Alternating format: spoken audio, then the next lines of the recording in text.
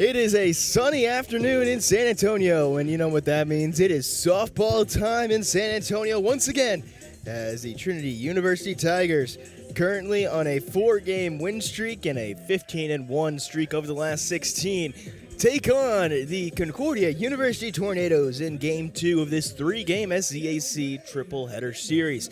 Good afternoon, everybody. My name is Caleb Reed, joined up here in the Mabry Pavilion by Andrew Thomas. And Andrew, we saw a pretty good win for the Tigers last night. What are we expecting out of this win here this afternoon? Well, you know, despite the 11-2 run rule win by the Tigers yesterday, you know, the Tornadoes put up a good fight. They've had a pretty good season so far. They're currently 15-10 after last night's game. And, you know, they're moving up the rankings within the SCAC, so I think this could be a potentially really good game. Currently, it is a tale of two different teams for the SCAC. There are 5 teams with over 10 wins this year, those being, of course, TOU, Trinity, Southwestern, St. Thomas, and Concordia. But it is that 6th and final seed in the conference that is the most crucial one, as it's that 6th seed that is the last team in. Right now it's Centenary, who find themselves tied with McMurray at a 4-8 and 5-10 record between those two squads, respectively. Centenary won yesterday. They defeated Southwestern, who is ranked number 3 in the conference, or 6-0. McMurray also won. The only team in that kind of 3-team group to lose yesterday was Schreiner, who lost 6-0 at St. Thomas. That was a pretty big game, which dropped them from 6th down to 2 spots out of the tournament. That one finds its way into the Trinity dugout, as leading off for the Tornadoes is the right fielder, Mallory Michon.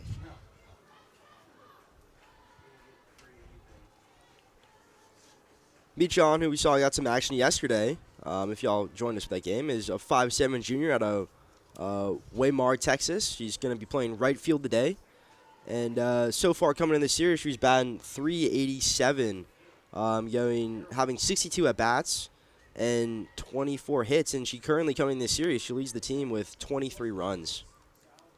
In the circle for the Tigers is the one and only Megan Krischbaum, who delivers a pitch that Michon hits right over to Baltzel. Baltzel kind of eats her up a little bit, and it's a early runner on for Krischbaum.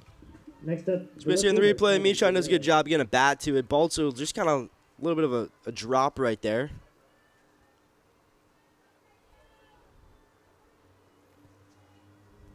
And so that will now bring up the left fielder, Kylie Dinero. Dinero in last night's game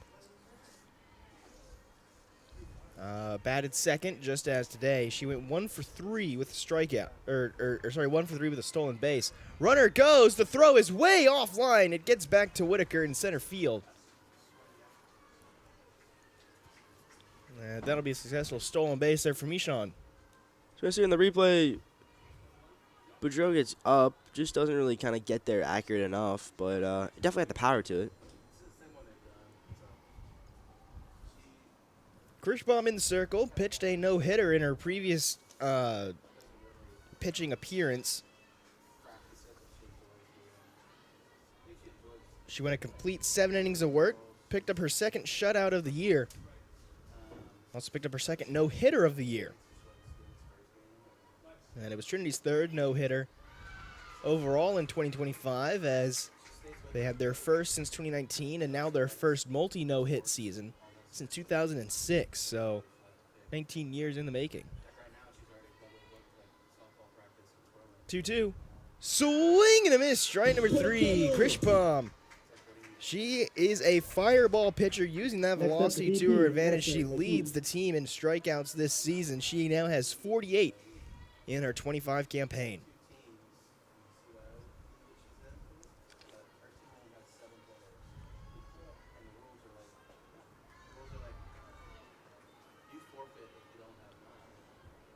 Krischbaum coming in this series has a 3.10 ERA, a 1.08 WHIP, and currently has a 4-2 win-loss ratio, with this being her 11th appearance this season so far.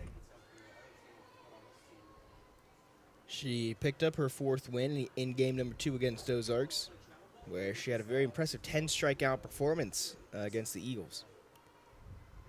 1-1 count now for Addison Lehue, the designated hitter, who swings at this one. Tagawa dives, can't get there in time. Runner rounds third. She's going for home. The throw from the outfield, not in time. As it is going to be Concordia taking a 1-0 lead to open up the first.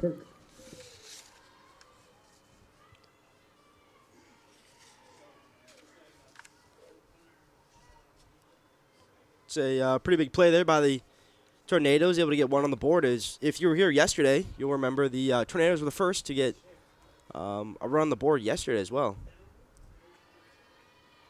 Brings up now to the plate the pitcher, Kylie Kirk. Kirk, the 5'7" sophomore out of Liberty Hill, Texas. We did see her yesterday playing over at first. She went 0 for 2 with a strikeout and a walk. This one popped into center field. Whitaker under it for out number 2. Next up, the shortstop, Taylor Smirk. Brings up now the shortstop, Taylor Smirk. Smirk, this is her 20th start of 2025. She played in both games against UMHB on Tuesday. Went 2 for 3 with a run, a triple, and 2 RBI.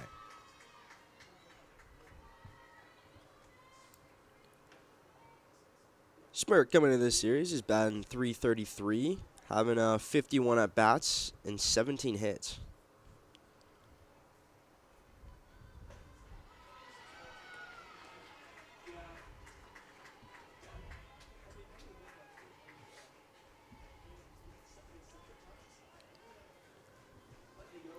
Oh, 1 count.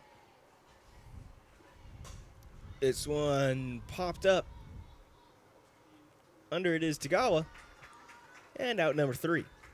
For Concordia. Concordia scores first 1 run, 1 hit. off of the early Through half an inning.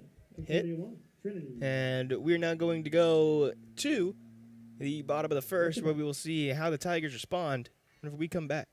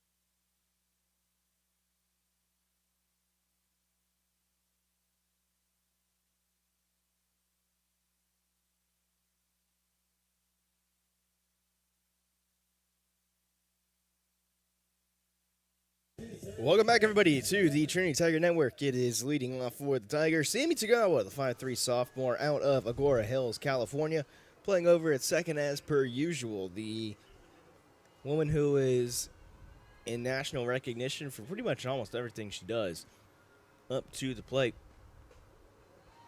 And she takes an opening strike number 1.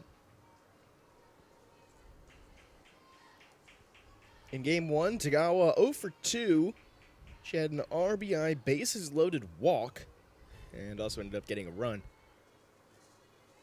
Hoping for a few more hits, as she's really been swinging the bat very well this year. She, with 34 hits on the season, she comes into this game actually at the top of the nation alongside Carson Lee, again coming into this series in the hits category.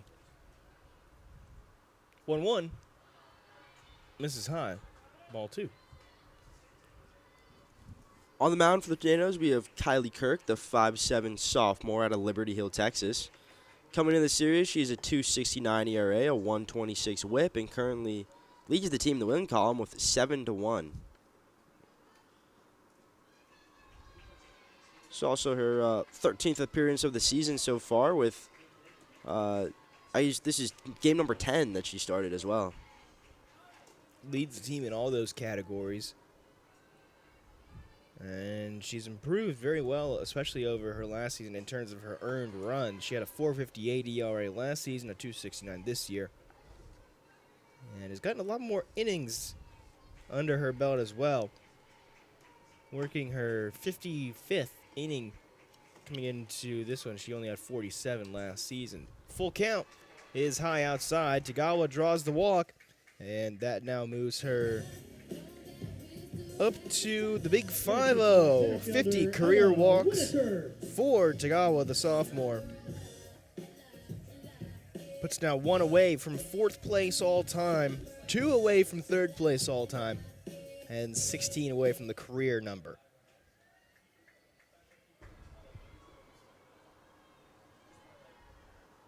Brings it to play to Ella Whitaker, who pops his first one foul off the bunt. Whitaker last night, 1 for 3, an RBI and a run. She also had a strikeout. But Whitaker, her big focus is speed. She has quite the set of wheels on the base paths. Leads the team in stolen bases, is second in the country in that category as well, with 23 stolen bases on the season.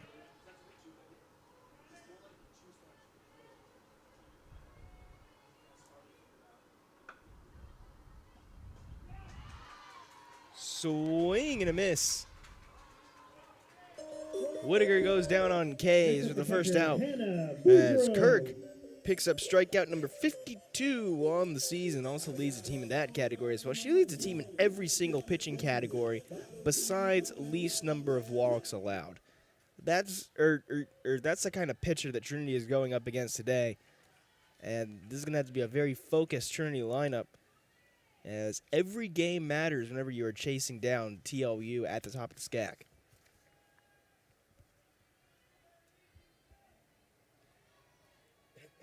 Brings it to the plate now, Hannah Boudreau, the 5'7" sophomore out of Pearland, Texas. Swing and a miss for strike number 2. Boudreau went 2 for 3 with 2 RBI. Also had a stolen base to her name in game number 1. She was one of Trinity's 11 runs that came across.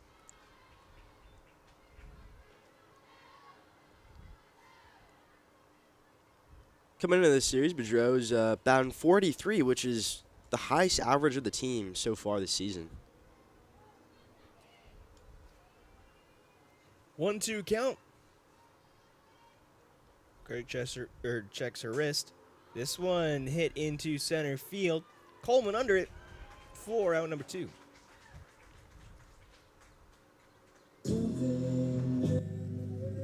And so now that will bring up a Carson Lee playing over at first, as per usual. The 5'5" junior out of Flower Mound leads the nation in hits with 34 coming into this series. She had 1 in game number 1. She went 1 for 2 with a double, and also had a walk to her name.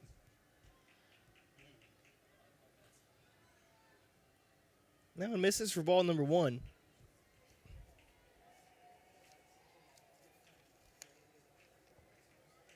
Lee at the top of the nation in hits and top of the nation in doubles. 13 doubles on the year for her. That one just misses.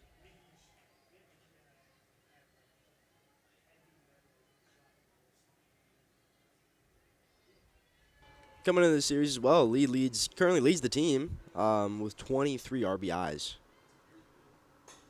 This one hit over to second, gets under the glove of the fielder.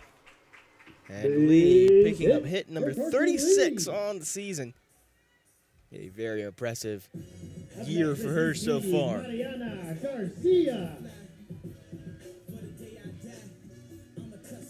brings it to the plate now. The DH, Mariana Garcia, the 5'6" freshman at Goodyear, Arizona, who is second on the team in doubles, second in the nation in that category as well with 11. Last night, Garcia 0 for 2 with a walk. Trinity had 3 in total in that first game. Coming in this series, she's currently battling 451 with going 51 for 23.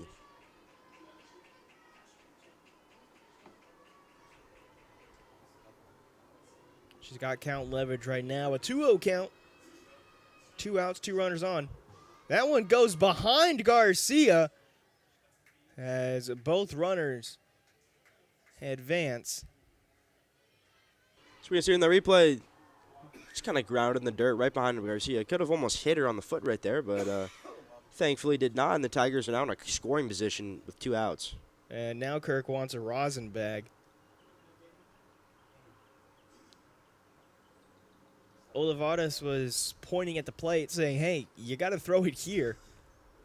And then Kirk immediately was kind of making a hand motion saying, hey, I need something here for my hands. It is a pretty warm day here in San Antonio. Maybe some sweat might have gotten on the hand. 75 degrees. It's only going to get hotter. High forecast of 83, which will be coming towards the end of this game. Or coming towards the end of game number 2. 3-0 count for Garcia. Misses outside, a 4-pitch walk. Up next, right fielder. And so Jordan that is going to Narcy. load the bases for the junior out of Thousand Oaks, California. Jordan Narcy, the 5'4" right fielder today. She's had a much more limited role this season. Only 13 appearances. This is her 15th of the season. That one is off the backstop. Tagawa's going to slide in, and this is a tie ball game.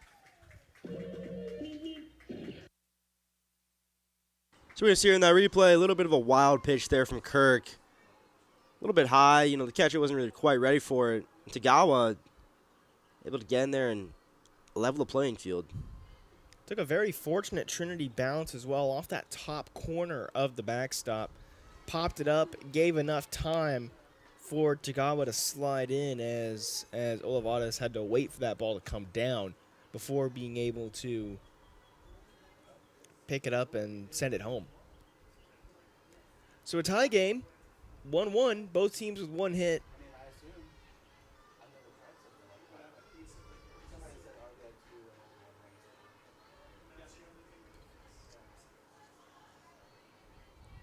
RC readies for the 2-1 as Kirk trying to get out of the inning.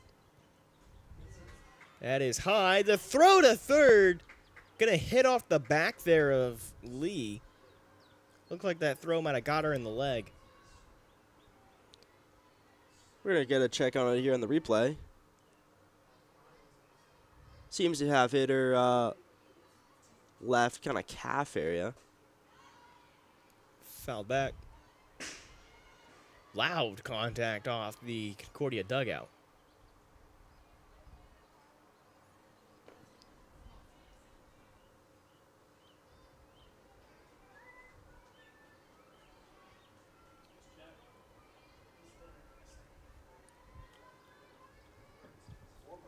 So a completely full count. 3 ball, 2 strike, 2 out. And the payoff pitch from Kirk. Winds and delivers.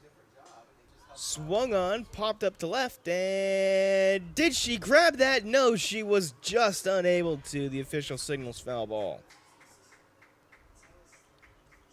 We're going to get a replay of it here. Pops it up. It's a little bit off camera there, but kind of just a little bit average, maybe a glove length.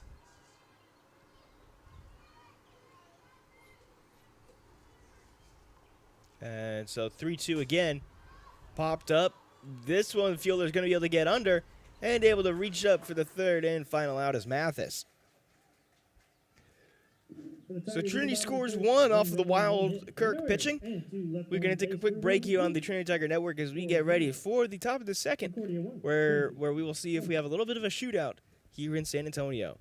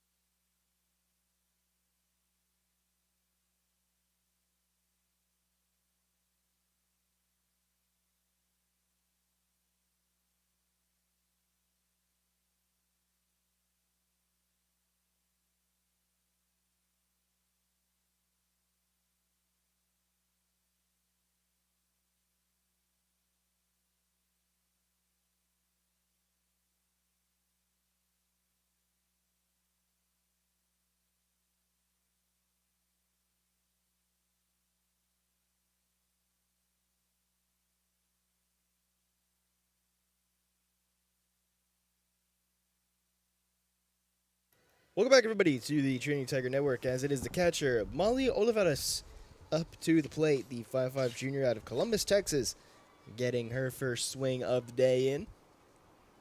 Olivares in game number 1, 1 for 2 with a run. She also had a walk and a strikeout. 4 batters were given the free pass in game number 1, but 7 were sent back to the benches, as it was a good combined effort yesterday by Josie Collawine and Jordan Arce. Arce playing in the field today, Collawine not picking up either the bat or the glove for game number 2. We may see her again in game number 3 unless they decide to give the start to Arce.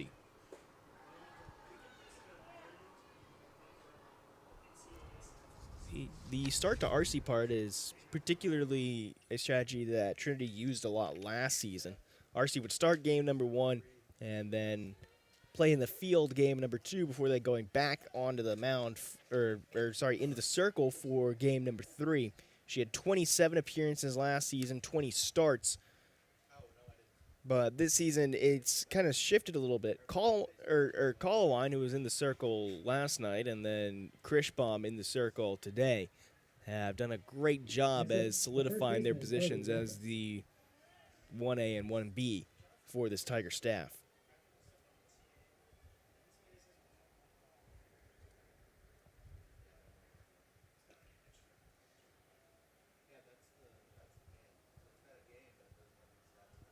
Grishbaum gives off a 5-pitch walk and brings it to the plate. Carly Mathis.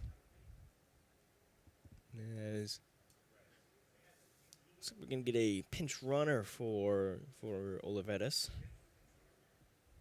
And that's something the coach Staten talked about. This is a very big Concordia roster. Lots of options for the Tornadoes.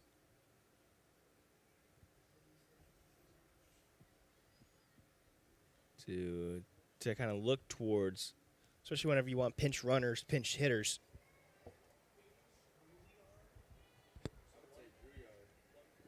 Pinch running number 1, Harley Drouillard.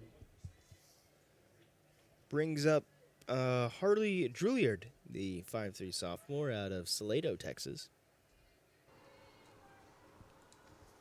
Drouillard, this is her 18th appearance of the year. She hasn't started the game. She's only come in as a runner. She has 7 runs this season. Mathis, if you joined us yesterday, you got to see some of her pitch in action. Is a 5'6" freshman out of Columbus, Texas, coming in this series. She's batting .289, having 38 at bats, coming into the series, and 11 hits. Driller thought about going. Boudreaux checks her back to first. And Mathis in particular is a story that, personally, I think is very interesting. Of course, the freshman coming in. Coach Staten said that she has so much confidence, especially for a freshman. The season for Concordia started off kind of rough. They went 0 for 5 to start their year. They started this season actually with a series at the defending national champions, East Texas Baptist, which is a former American Southwest Conference opponent for Concordia before they moved to the SCAC this year. But then Mathis kind of came in. A lot of the returners from last year were saying, oh, man, they run ruled us last year. We kind of don't want to play them again. But then Mathis just came up and said, well, I don't know about you guys, but they aren't going to run rule me. And to her credit, she didn't get run ruled against ETBU. They did end up losing that game, but it was a 4-3, very competitive final score for the Tornadoes. And even though the final score maybe didn't show it, it was still a pretty good outing. Or no, sorry, 4-5 loss for Mathis. But it's still a very competitive game for the Tornadoes against the defending national champs. National champions, excuse me.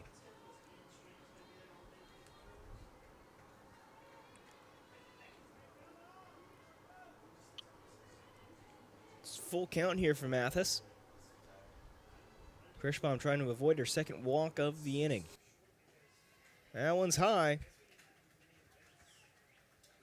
Boudreaux thought about throwing it a second before realizing that it was a walk. And now we're going to get a circle meeting. Coach Whitnauer coming out, trying to calm Kirschbaum down a little bit.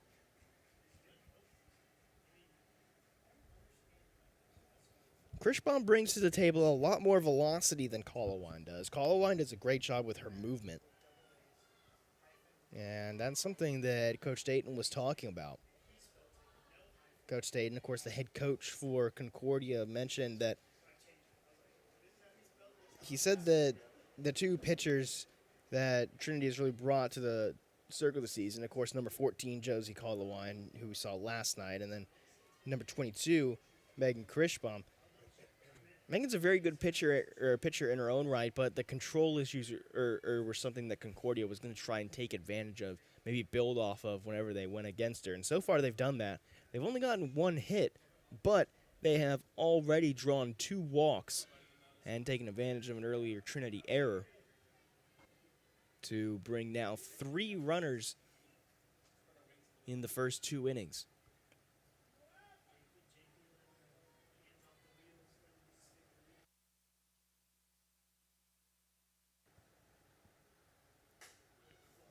This one hit out to left. Del Toro getting under it. It's just a few feet shy of the warning track. The throw to Bowser is offline. As Math is going to take second as well. 2 in scoring position here for the Tornadoes. Next up, the second baseman, Christian Everett.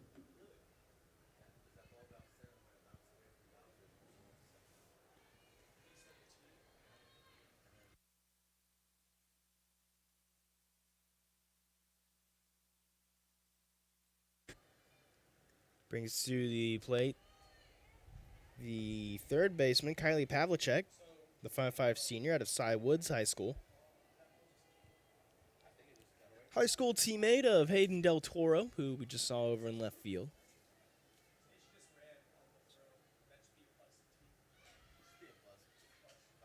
Fouled off. Everett, who's currently up to bat, is the 5'3" sophomore out of Coahoma, Texas. Coming in the series is batting .324 with 37 at-bats prior to the series and 12 hits.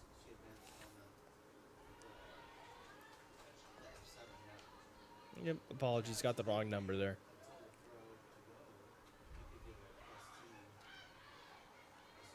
Everett, this is her 22nd appearance of the season. 23rd. 22nd start. That one just misses. Whenever we asked for an injury report from the Concordia team, Everett was the only one who was listed. Rolled her ankle earlier on this week, but she's gotten it taped up and is good to go. Can't even see the tape. On the White Sox of this Concordia lineup. Trinity in the darker maroon this afternoon, and maybe could have a little bit more of an impact as these dark clothes on this warm turf. Definitely can't be getting too comfortable as the temperature starts to tick up in this San Antonio sun.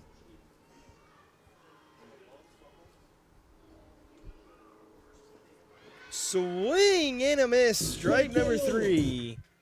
Krishbom picks up her second K of the afternoon. Fielder, Mallory Meechan. And it makes it a 2-out situation here with 2 in scoring position. We had the opportunity to talk to the Tiger head coach Wittauer about the turf and about how the hot temperatures. She kind of mentioned how she's not a fan and how the turf really makes it a lot hotter.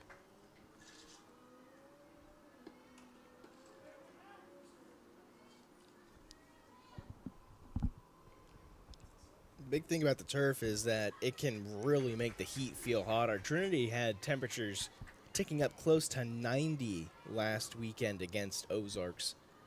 And you combine that with the heat of the turf, which makes it feel about 20 degrees hotter. They had cold towels, ice packs over in the dugout, but it was still a lot to deal with. Pitcher and catcher are the 2 positions that are probably the hardest hit by the heat. Of course, the pitcher who's moving every single pitch, and the catcher who not only has to throw it back, but is also wearing all that heavy gear. 1-2 just misses. Count moves to even at an all-2 count.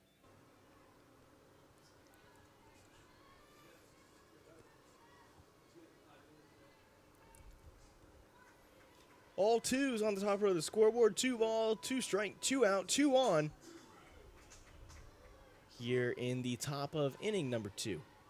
Both those runners in scoring position. It is Drouliard at third, and then Mathis over at second. Meechan, her second time up through the order, she reached on an error in the first. Eventually came across to score Concordia's only run. Count moves to full now. So payoff pitch incoming.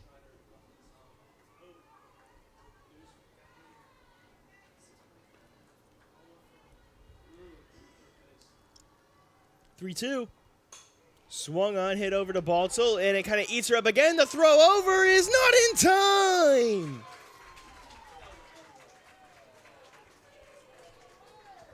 We're going to see it in the replay.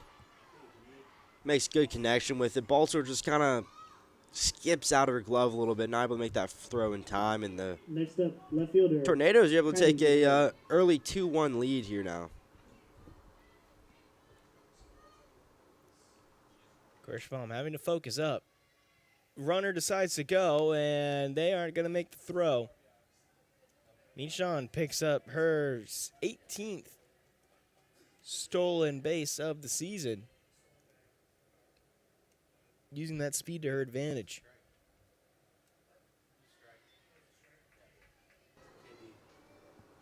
Tornadoes are definitely looking a lot more aggressive here in the first game of the first game of the day, but second game of the 3-game series here.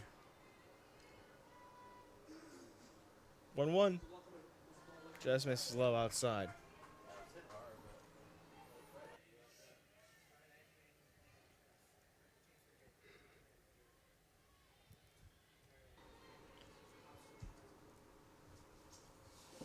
Three errors for the Tigers already in this one. A little bit of a uncharacteristic inning here for the Tigers. And now Coach Staden wants to talk with De Niro here on the all-2 count.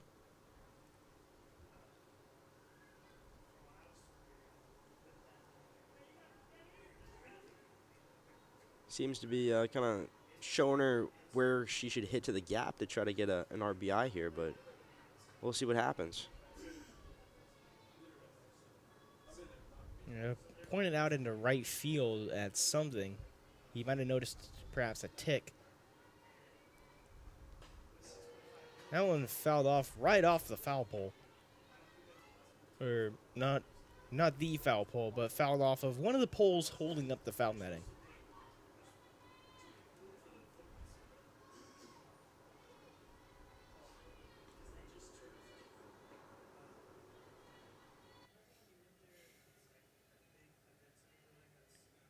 And so it's going to make it an all-2 count. 2 ball, 2 strike, 2 out. Top of inning number 2. 2 runners on. Both in scoring position. De Niro hoping to get another RBI on the season. Instead, she watches ball 3, and so it's going to be a fully juiced count.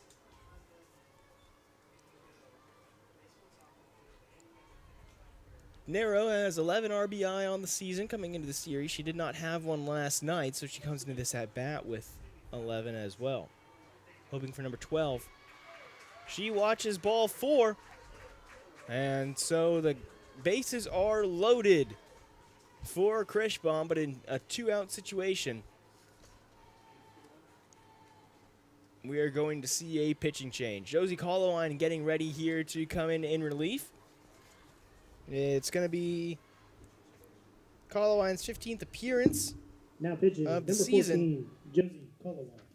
Second time we've seen her in relief. We're going to give her a chance to warm up here on the Trinity Tiger Network, and we will be back from San Antonio in a big leverage situation.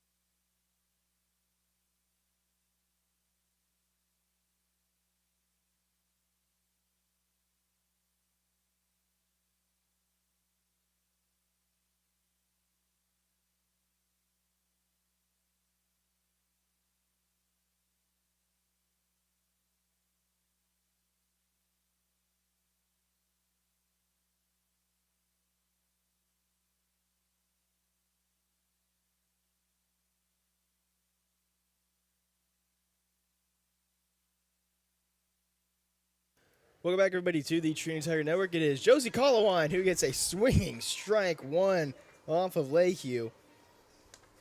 Collowine in game number 1 went 3 innings of work before giving up the ball to Arcee. She had 5 hits allowed, 2 earned runs, but 5 strikeouts on the night. So far this season, Collowine has 34. She's averaging .335 per 7 innings.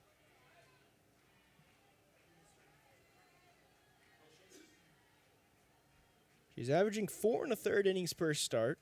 That average kind of took a little bit of a dip last night, of course, after only going 3, but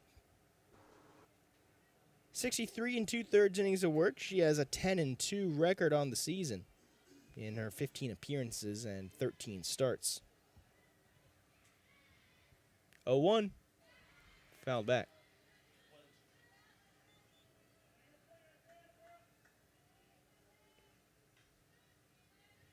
So she's been given credit for every start that she's had this season. And more often than not, it's been a win, as she has a 1.85 ERA and a .99 walks and hits per inning pitched. And in this situation, you don't want to give up another base runner because that will bring in a run. That one catches the outside part of the zone. Collowine gets a strike 3 looking on the outside part of the plate. The bases loaded situation goes quiet for Concordia as Collowine puts him down, keeps this a 2-1 ball game.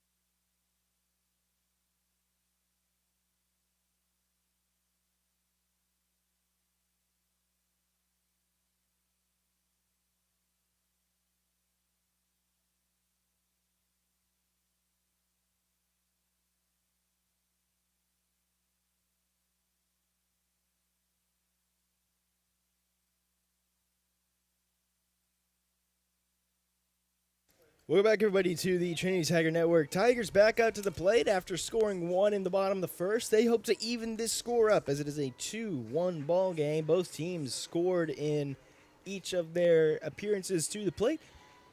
We'll see if Trinity can keep that streak going with 4 straight frames with a run. Up to the plate now is Peyton Bowser, batting 7th on the day, playing over at 3rd in the field. This is her 21st appearance of 2025. In game number 1 of the series, she was a perfect 3 for 3 with 3 RBI and a run. All of those hits were singles. And she has 13 hits on the season overall.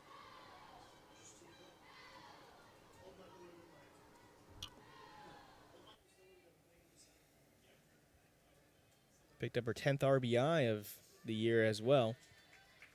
That one in for strike number 2, and the count is up to even.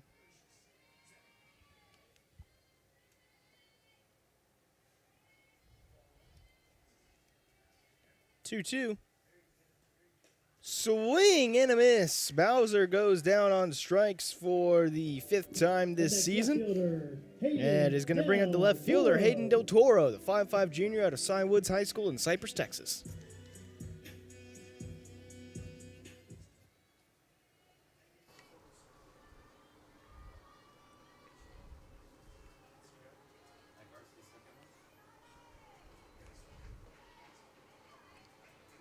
Del Toro coming into this series is batting .373 with 51 at-bats, 19 hits.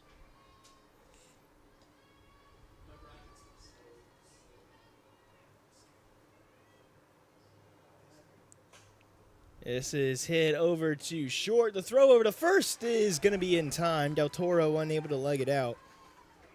And a good play by the shortstop, Smirt, to get out number 2. So 2 quick outs bring up Angela Baltzel, the 406 hitter out of Antioch, California. 5'3" junior playing over at shortstop. And we will see what Baltzel can do against Kirk, who has been very efficient so far. If not this game, this season. She's only at, she's averaging 5 1/4 hits allowed per 7 innings. She's only allowed 1 so far in the first frame and 2/3.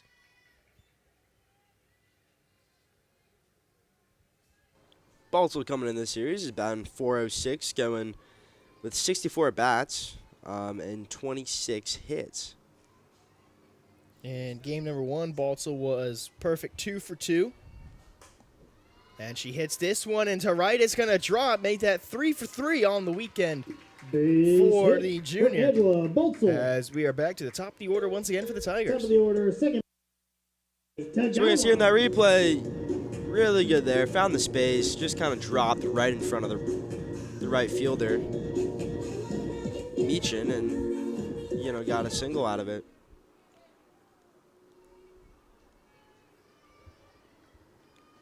Tagawa to the plate. She is 0 for 0. She drew her, that would be her 20th walk of the season. No, sorry, 21st walk of the season in her first plate appearance.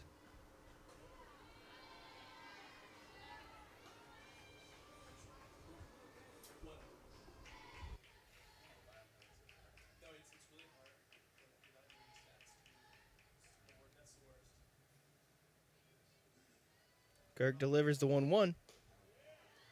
In for strike number 2.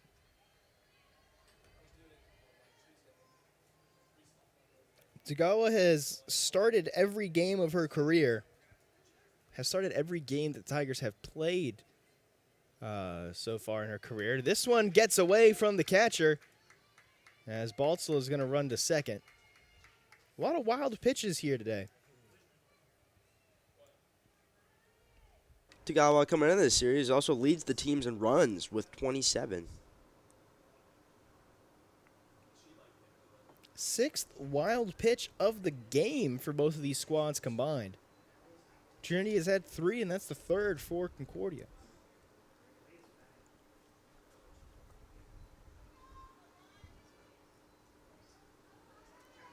All twos on the board. 2 ball, 2 strike, 2 out. Bottom of inning number 2.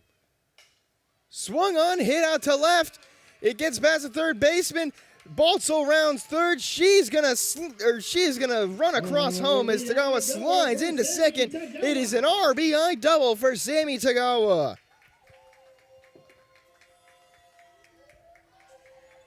So we're going to see in the replay, really good hit there by Tagawa, right down the foul line.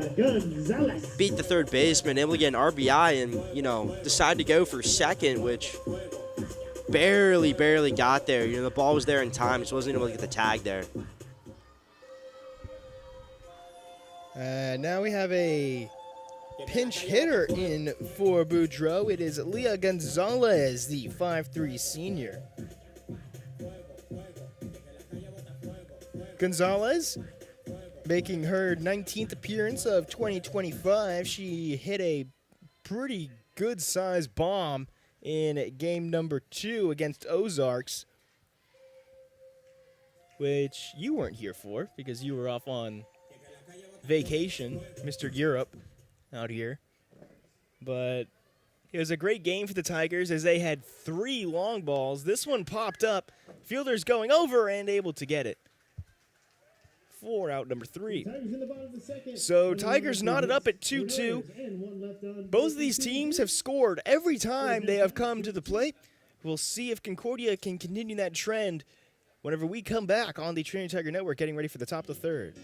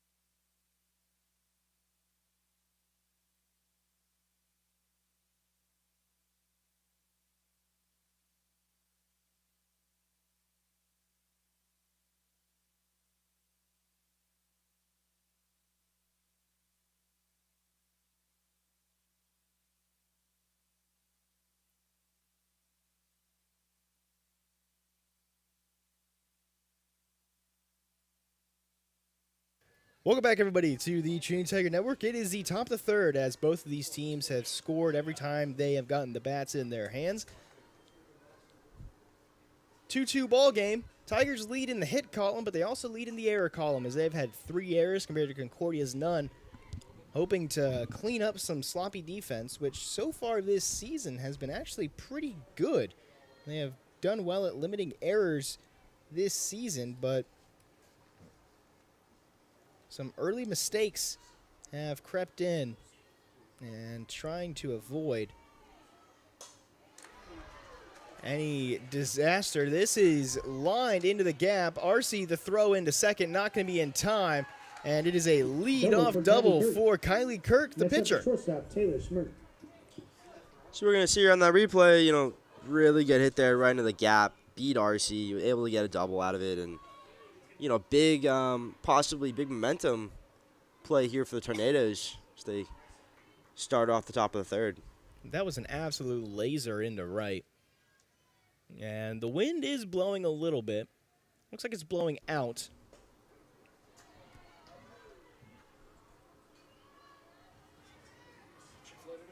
Although kind of a little bit difficult to tell. It's a 0-1 count. Colawine's still in this one. She came in relief. This is a bunt laid down by Smirt. The throw over to first in time, but the runner advances to third. Next up, the pitcher, Molly Olivares.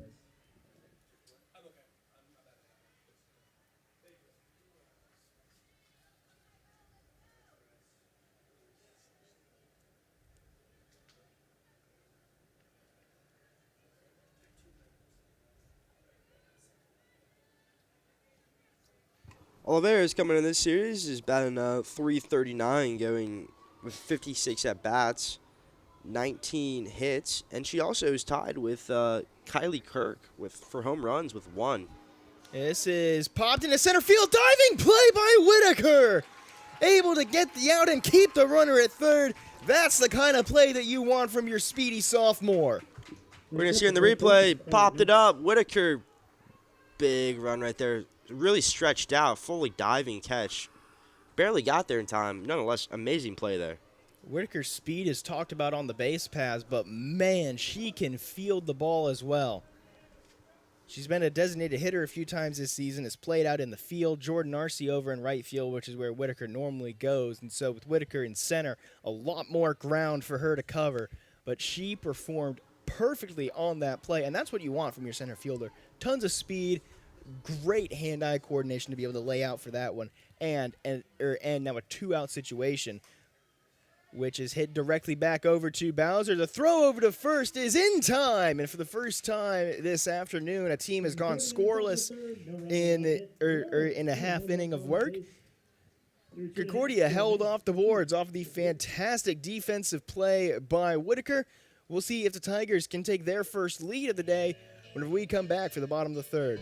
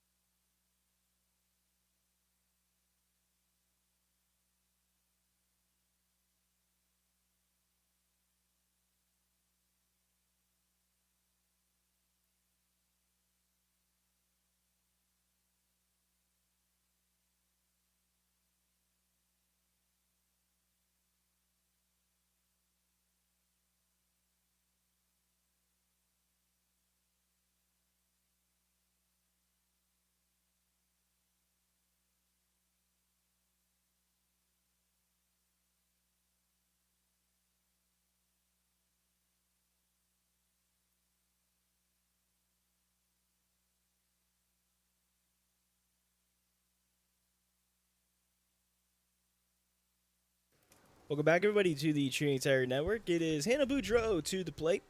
Boudreau so far 0 for 1. She flew out in the bottom of the first. But the big power bat from Pearland, Texas, hoping to get the leadoff spark in this bottom of the frame.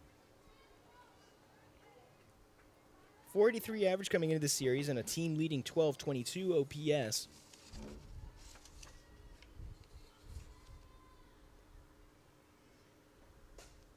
She hits this one foul. She got her second home run of the season, fourth of her career against Ozarks in game number 2.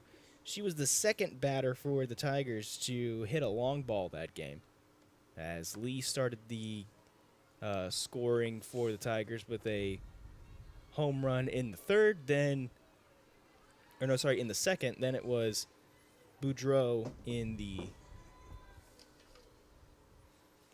third, and then Gonzalez in the fourth. I got my timelines mixed up. It was Lee in the third, Boudreau in the fourth, then Gonzalez in the fifth, I think.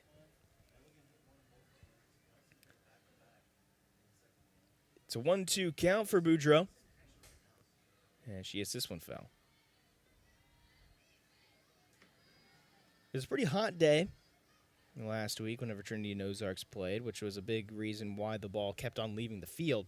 And Coach Wittenour said that really with home runs, it was all just kind of not really so much excitement, but kind of a feeling in the dugout of, hey, it's about time this finally happened. This is a team that's put in a lot of weight room work, as that is a towering foul ball.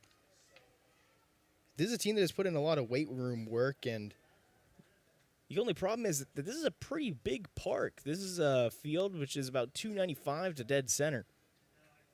And with a kind of high wall as well, it's great for doubles. but home run's a lot more difficult, and of course, whenever you play half your schedule here, not the easiest in the world. 1-2 is high. Count moves back to even. Kirker's on the mound for the Tornadoes so far today. Has had 3 hits, 2 runs, and 2 strikeouts. Looking to make this her 3rd strikeout of the day. Could do so on the 2-2. Boudreaux hoping to avoid that. Fouled off yet again. Coach Whitnauer said that it feels like every home run is kind of accidental almost because if you think about it, then it isn't going to happen. But this is a team, as the shade starts to come in a little bit, that definitely has power. Boudreaux, of course, leading off the real power bats. And you got Lee, who's a great cleanup hitter. And then Mariana Garcia, who in her 51 at-bats coming into this series had 11 doubles. So a bit better than 1 for 5. This is hit out to right, and Michon camps right under it for out number 1. A very long at-bat, a great battle by Boudreaux, but Kirk eventually wins the battle nonetheless.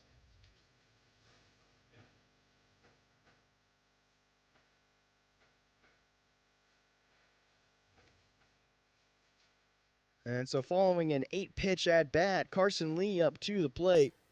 Lee 1 for 1. She had a single in the bottom of the first. Was unable to score. She was stopped at third before the end of the inning.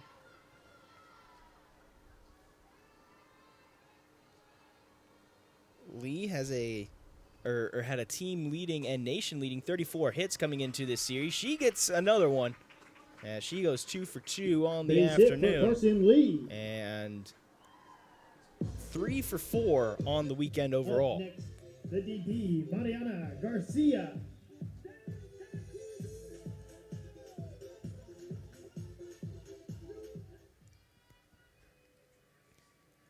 Brings up now Mariana Garcia, the freshman out of Goodyear, Arizona.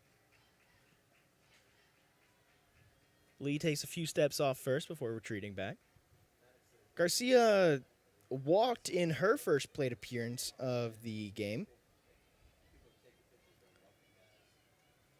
She also had a walk in game number 1, so 2 walks for the freshman over the weekend so far. Makes it 5 on the year. Despite that, though, coming in this series, she's been one of the most productive hitters, batting .451. Garcia is such a talented batter, as this is popped up to first for out number 2. We'll talk more about her batting later Next on. up, right fielder Jordan. But right Arce. now, we are going to talk about the bat of Jordan Arce, the 5'4" junior out of Thousand Oaks, California, playing over in right field today.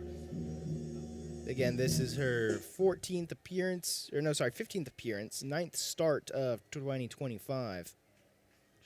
She was dealing with some injuries earlier on this season, but first it was, I believe, something to do with her arm towards the start of the season, and then had something that took her out for quite a few weeks,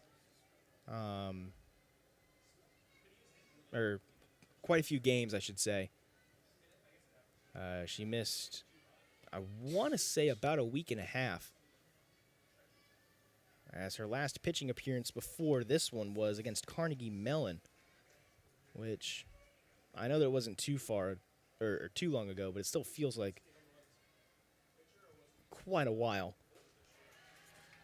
Swing and a miss. Arce goes down on strikes. Tigers unable to score. This is still a 2-2 game, as both teams are held quiet in the third.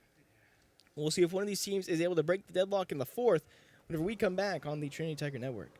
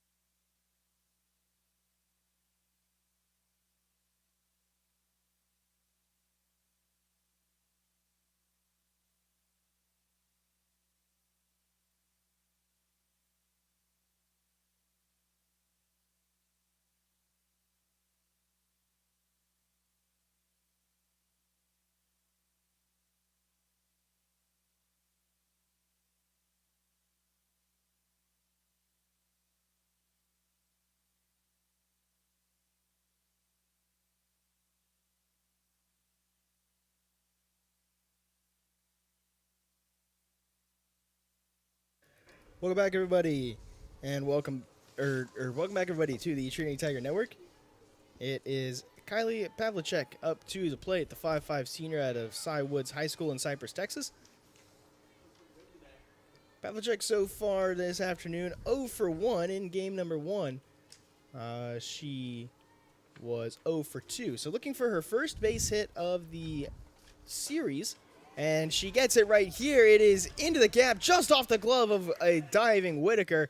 That one was a lot closer in reality than it looked off the bat. But either way, first base hit of the weekend for the senior. I saw on the replay just maybe 1 or 2 seconds faster, and Whitaker would have been there. Whitaker is deceptively quick from her position in center field. Now brings to the plate Christian Everett, playing over at second.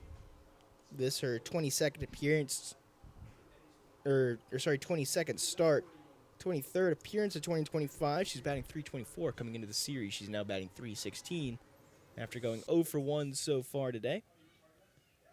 Tries to lay down the bunt. It's foul.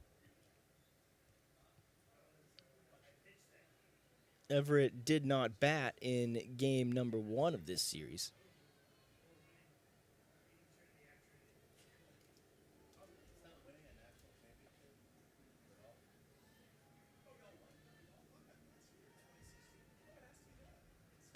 .02 just misses outside. Call line so far today. 1 1/3 innings of work. 2 hits given up, but no runs have been surrendered.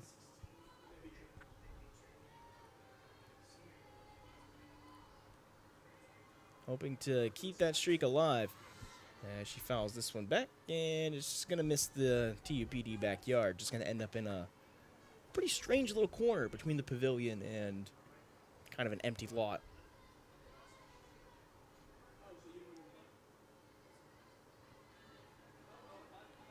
One-two count. Swung on, fouled off again.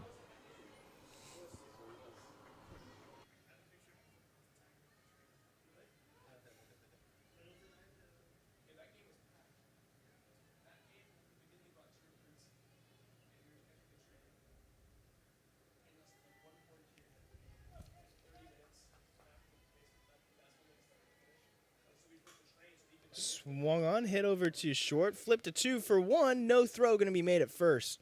So it's just going to be a 1-out play. Keep a runner on first, but Pavlicek goes down, and Everett moves over to first on the fielder's choice.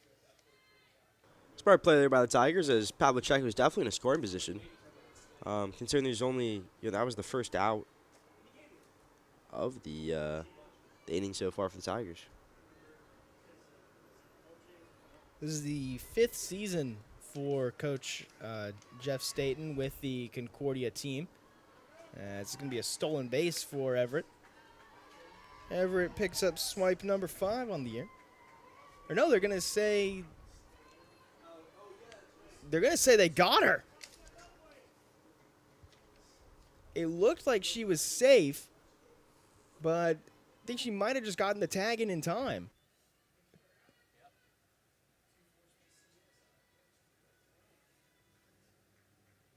Quick second out there for the Tigers. We're going to see here on the replay.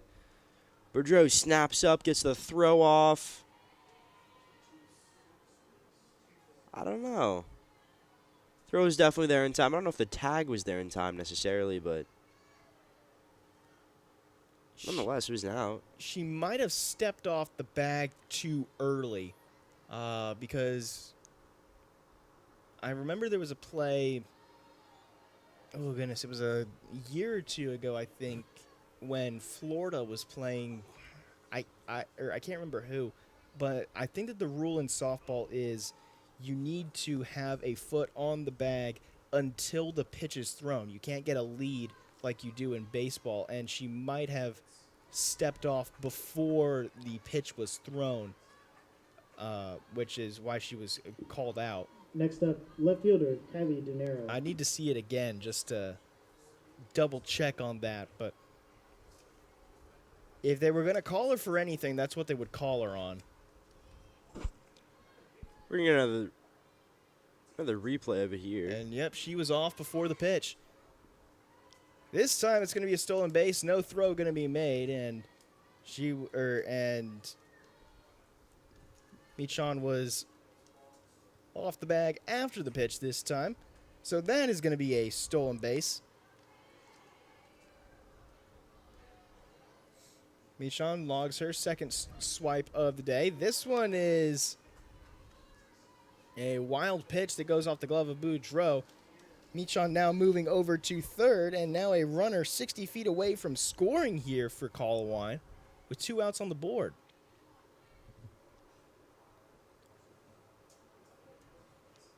Certainly good having Dinero hitting as well, as she's currently coming in the series. She's batting .443, which is the highest of the team. She's had 61 at-bats and 27 hits with 22 runs. If there's anybody that you want batting whenever you've got the speedy Michan up at the plate, it is either Dinero or Lehue. Lehue leads the team in RBI. Dinero, as you mentioned, the best batting average on this team, so these next 2 batters, Colawine definitely going to have to be wary of if she gets that far. It's a 3-0 count. And Dinero has some speed as well, so you can't walk her and risk setting up another stolen base. In for strike number 1. Colawine played 2 games against Ozarks. She had a complete game shutout in 5 innings in game number 3. Started game number 1, wasn't able to go the complete game. This is swung on and fouled off.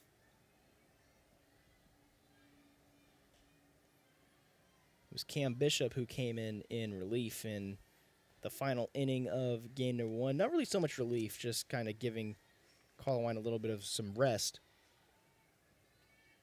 Yeah, she had pitched 73 pitches in that first game. 3-2 count is fouled off. Into the tree a little bit.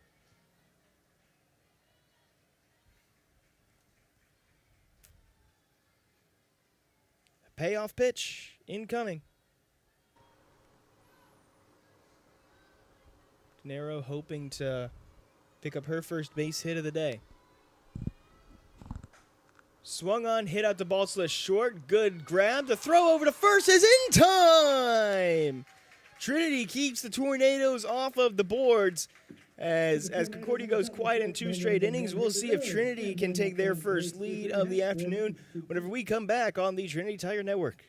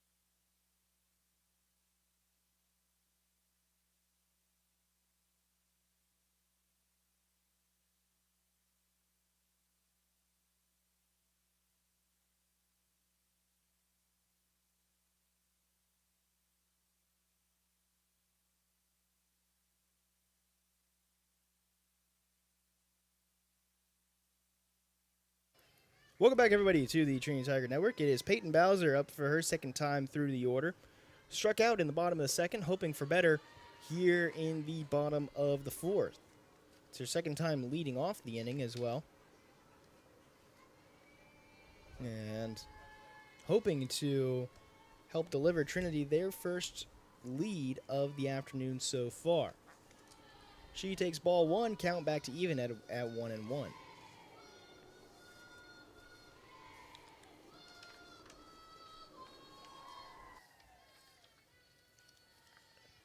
And so with this being a 1-1 count, Bowser swings, fouls this one back. This one's going into the backyard. Actually ends up off the roof. And it's going to trickle down.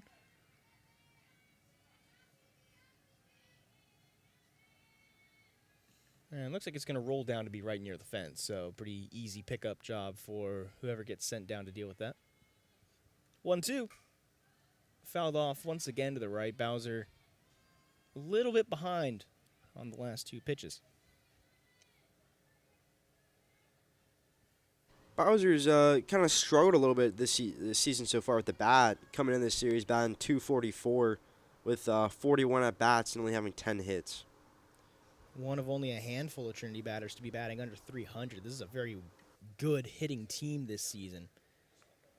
As Trinity leads the nation in terms of hits per game, averaging a bit over 11. They matched their season average last night with 11 exactly.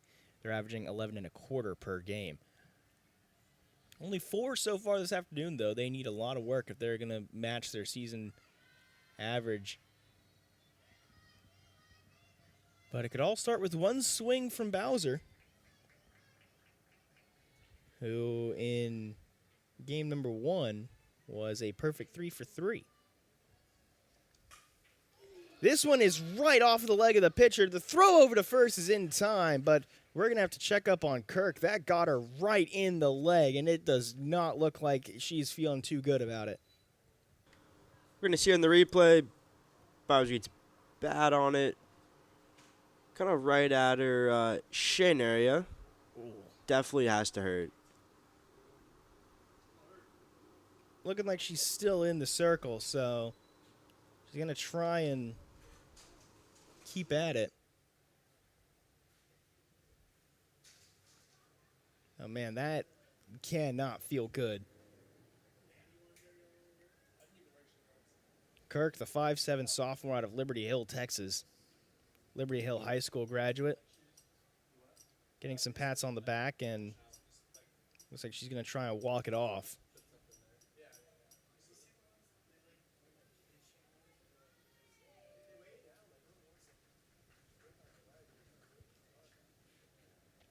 She's been the leading pitcher for this Concordia squad this year. Most innings of work, most wins, most appearances, most starts. And an injury is really not what you want from her.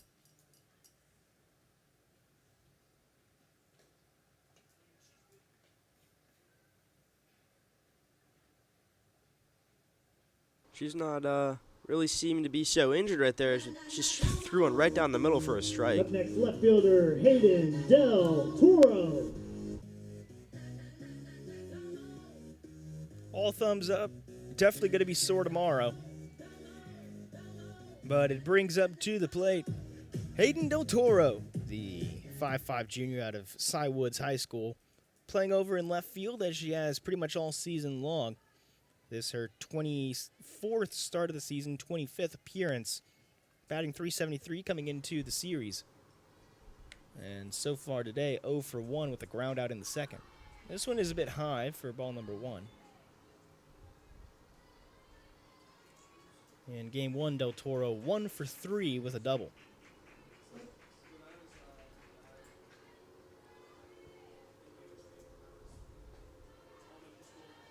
Now one misses high, ball number 2.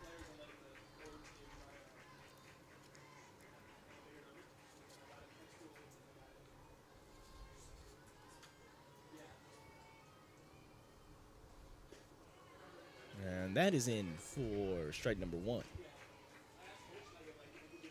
Del Toro last season, one of 3 Trinity players to be named All-Conference Honorable Mention.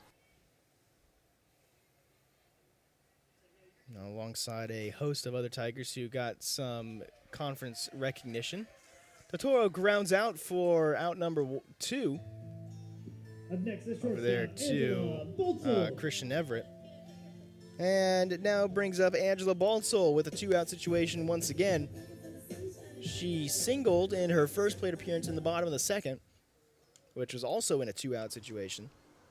Trinity so far today 3 for 6 in 2-out at-bats.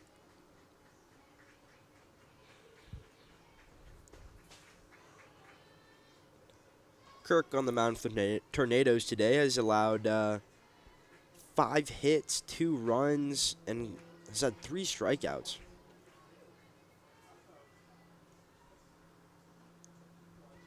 That one misses low.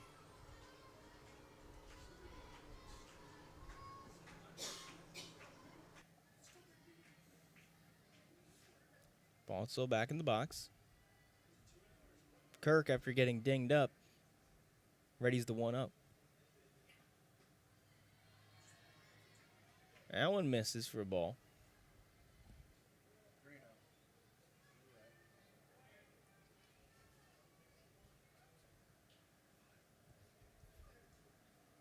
And so, now it's a 3-0 count going to the scoreboard.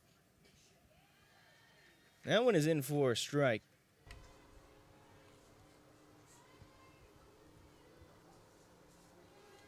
Also, the shortstop has been kind of an underrated talent. She's been great defensively as well for the Tigers.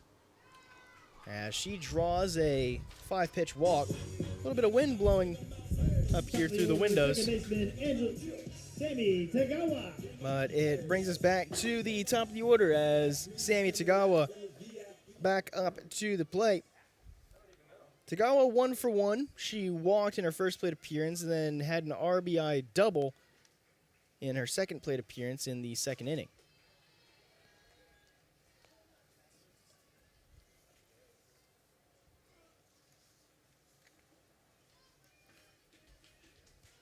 Tagawa had a lot of stolen bases earlier this season. Over the last over the last 16 games, the Tigers have stolen at least 1 base. So far today, they have not been able to hit that mark, but they've had 48 stolen bases over the last 16 games. Tagawa has accounted for 15 of those.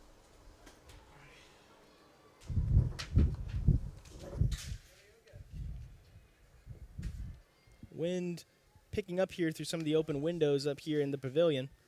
It's a 2-1 count for Tagawa. In for strike number 2, and now the count is even at 2-2. 2-ball, 2-strike, 2-out count for the player who is at who is fielding from base number 2.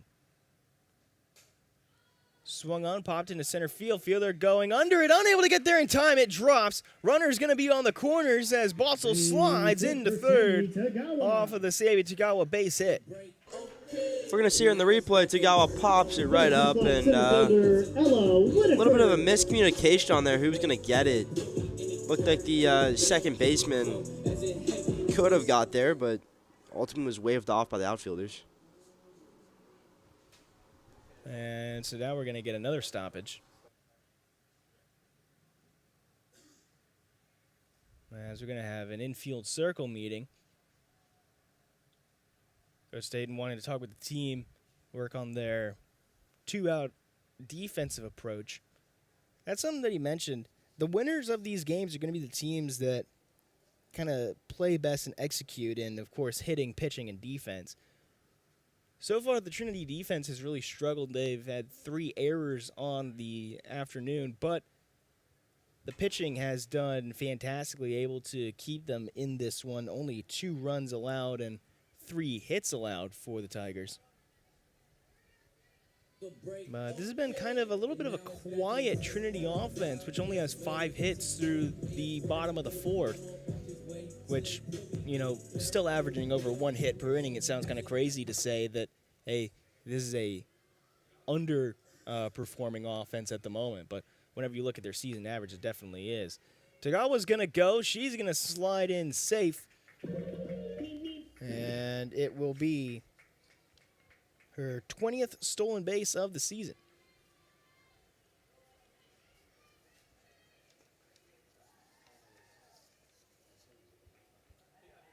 Stolen base number 20. Now we're going to tie her with last season's Jordan Arcee number. As this one is hit into left, Trinity is going to take their first lead of the afternoon. As Baltzell comes across to score, it is a 3-2 game. RBI single for Ella Whitaker. So we have the replay of it here. She puts it pretty much right past the third baseman, able to get an RBI and take the lead for the first time all afternoon here for the Tigers.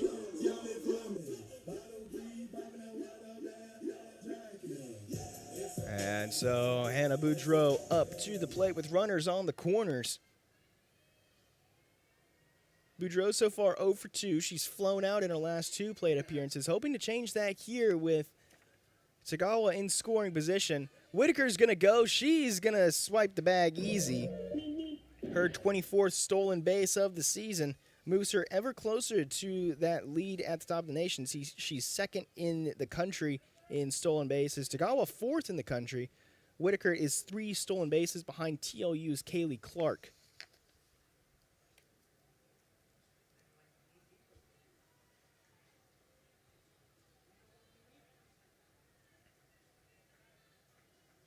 Clark in last night's game. This is not the correct schedule, excuse me. TOU won last night against Austin College. This one is popped up by Boudreau and going to be out number 3. Just going to finish up my thought before we go to the bottom of the inning. TOU won 2-1 at Austin College last night. Currently, they are up 8-4 in the bottom of the 5th over the Roos. And we will keep you updated on some more scores from around the conference. Whenever we come back, Trinity leads 3-2 as we go to the top of the 5th. A very tight game here in San Antonio. Don't go anywhere. We'll be right back.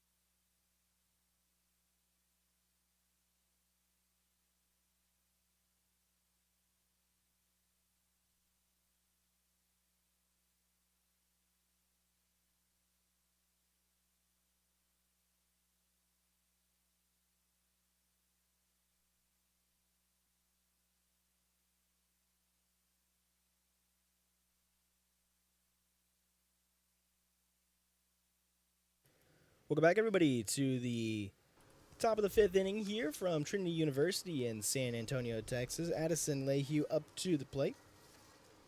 As we got some scores from around the conference. Dallas at McMurray, that game over at Austin. Dallas leads 4-2 at the moment over the Warhawks in the bottom of the 6th. Meanwhile, Texas Lutheran, as mentioned previously, they lead 8-4 over Austin College. That one is a game being played in Sherman, the home of the Roos. TOU leads 8-4 in the bottom of the 5th. Schreiner is just about to lose at St. Thomas over in Houston. Schreiner, nothing. St. Thomas, 12 in the top of the 5th. That game about to be ended by the run rule. And then meanwhile, in the top of the 7th, Southwestern playing over in Louisiana at Centenary. They are in their final opportunity to tie or take the lead as they find themselves trailing 1-5 against the ladies. And of course, Trinity and Concordia playing right now. Tigers lead at 3-2 here in the top of the fifth inning. Hit over to Bowser at third. The throw over to first in time. Lehue goes down for Next up, the pitcher, the Kylie second Kirk. time today. It's more of a typical Trinity play right there to start off the top of the fifth. There have been some defensive miscues all throughout the day. 3 errors for the Tigers, which is, I believe, their season high.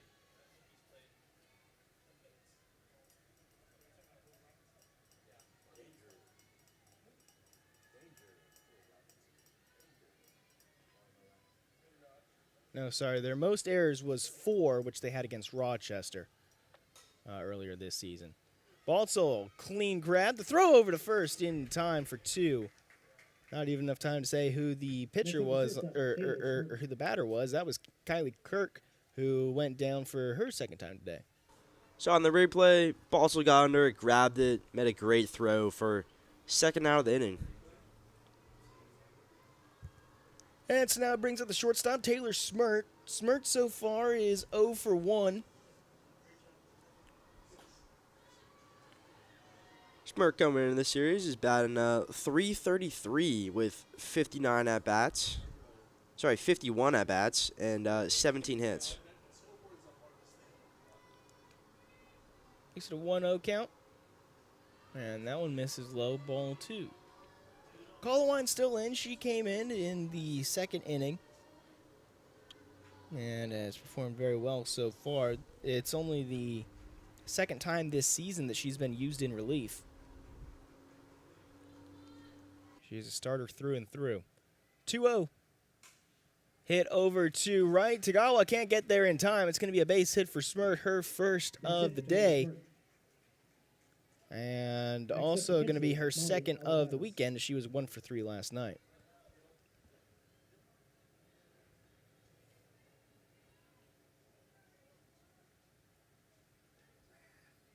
Colliwine now in the day has allowed 3 hits with a strikeout. Continuing with some conference information. Last night, Ozarks was playing a non-conference series against Rhodes. They had the conference week off, as of course there are 11 teams in the SCAC this season. Can't have one team play 2 conference series in a single weekend, so they got the weekend off. They are playing at Rhodes. They won both of their non-conference games, and I believe that's the last time that they will be playing a non-conference game this season. Meanwhile, Southwestern lost to Centenary in Centenary. That one a 6-0 final. St. Thomas defeated Shriner 6-0. They have not allowed a run against Shriner so far this weekend, as they just won 12-0 in a run rule. McMurray beat Dallas 4-1, as this one is hit over to Baltzl. Tag at second for the third and final out. Trinity won last night 11-2 in 5 innings, and TLU defeated Austin College by a very narrow 2-1 final score. That one was a game where Kaylee Clark did not have a stolen base, so now Whitaker just 2 stolen bases away from Clark's total at the top of the nation. We're going to take a quick break on the Trinity Tiger Network as Concordia goes down 1-4, and we will see what Trinity can do to perhaps extend this lead whenever we come back for the bottom of the 5th.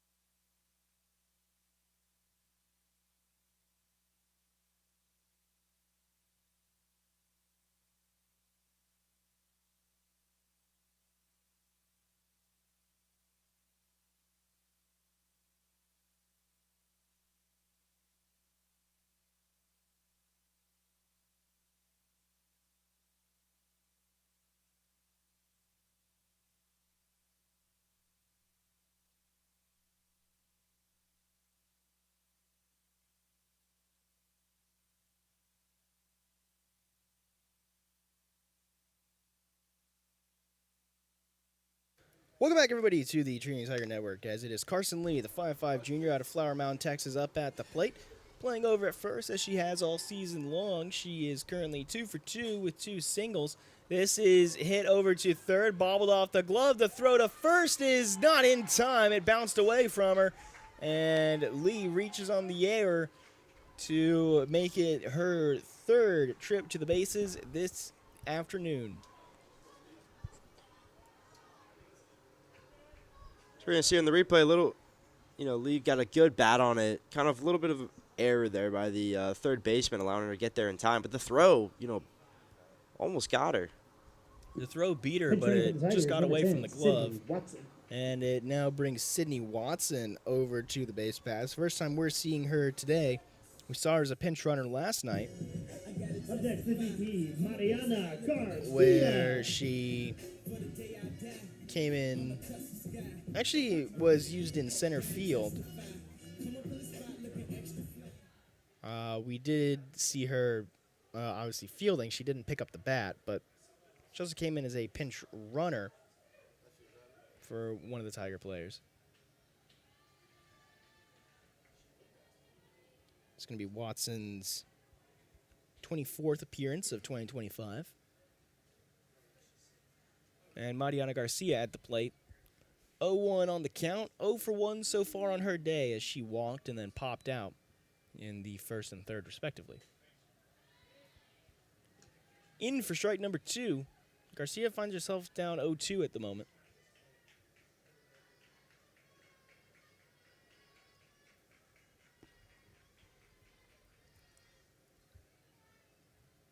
Oh, 2 for Garcia. Kirk still in. Delivers. Foul back. Kirk was hit by a... or found herself hit by a ball earlier on in this game. She has remained in and is still dealing pretty well. 0-2. Garcia trying to get her first hit of the day. Fouled off.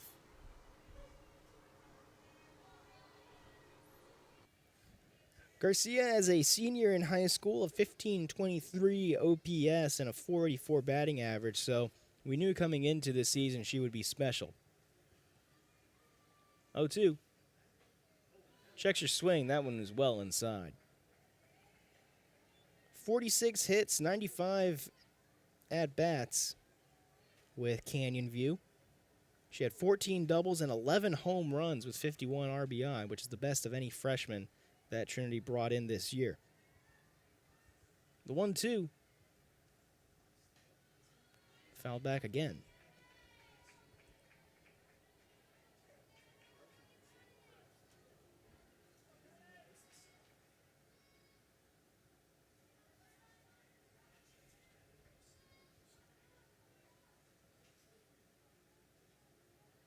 Kirk once again trying to send Garcia down.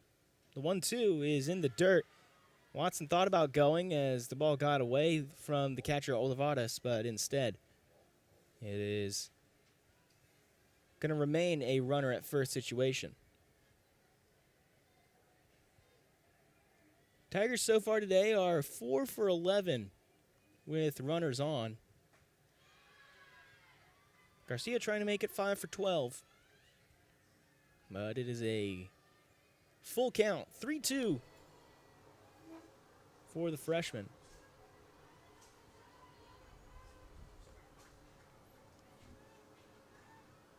Kirk delivers. Fouled back again. This is a long at-bat. I think Garcia is really battling.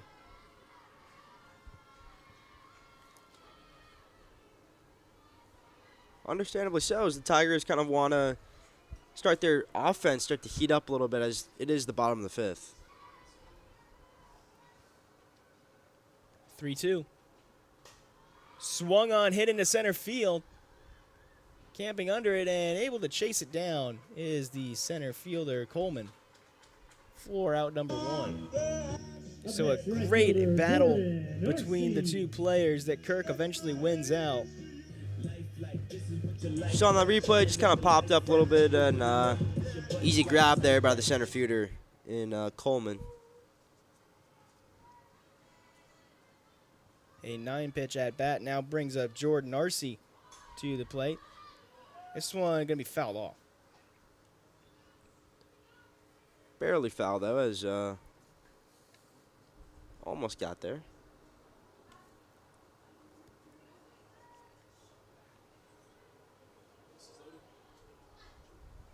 Only 6 more home games left for the Tigers in 2025. The end of the season is definitely snuck up a little bit.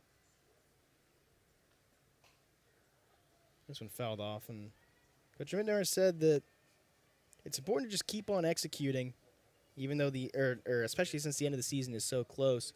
All these teams are really focusing on trying to get into the tournament, working on their seeding for the postseason or for the conference tournament. And any slip up could spell disaster, especially for teams that are looking to maybe get an at-large bid for the postseason. 0-2. Swung on, fouled off.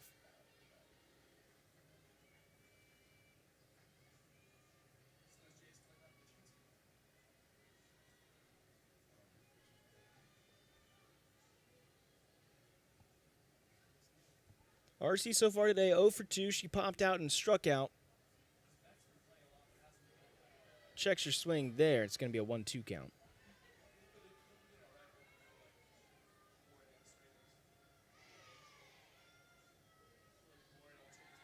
Trinity plays another game here against Concordia after the conclusion of this one, and then they have on Tuesday a rematch against TLU.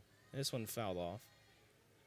And then after that, they're going to take 2 weeks on the road before coming home for the final home series of the season against Centenary.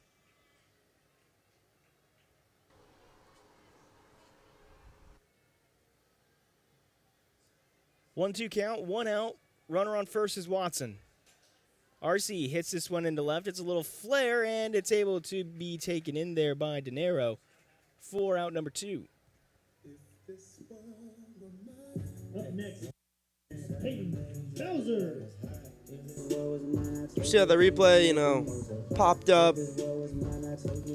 Easy pick off there by the left fielder in De Niro.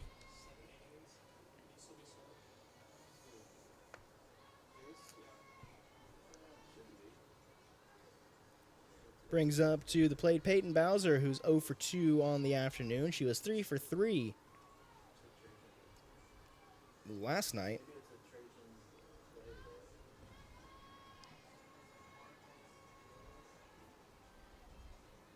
And this one is fouled back. In her last plate appearance, Bowser in the 4th hit a ball which then ricocheted off of the right leg of the pitcher Kirk.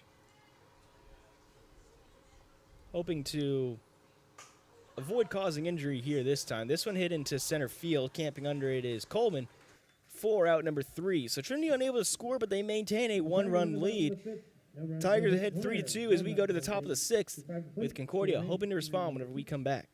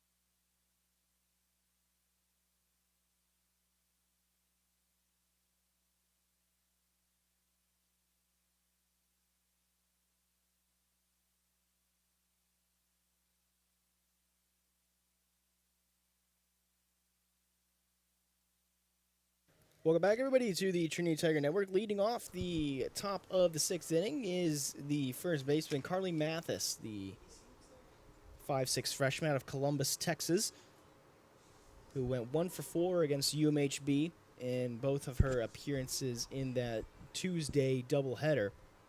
In game number 1 of this series, Mathis 1 for 1 with 2 RBI and a double, also had a walk. Mathis so far today 0 for 1. She also walked to lead off her afternoon and then grounded out in the third.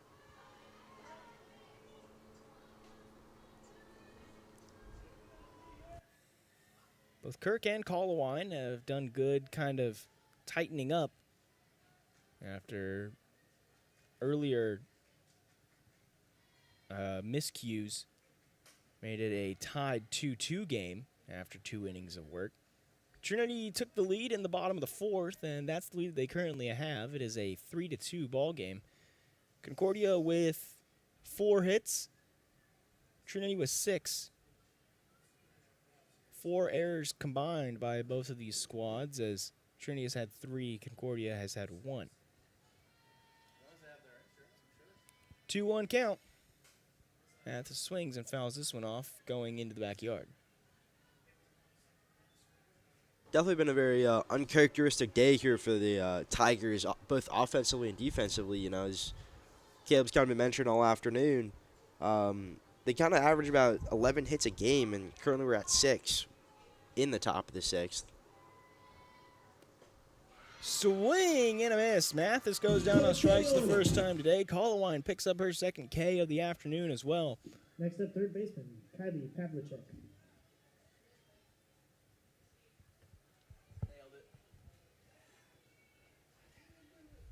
And Pavlicek up to the plate.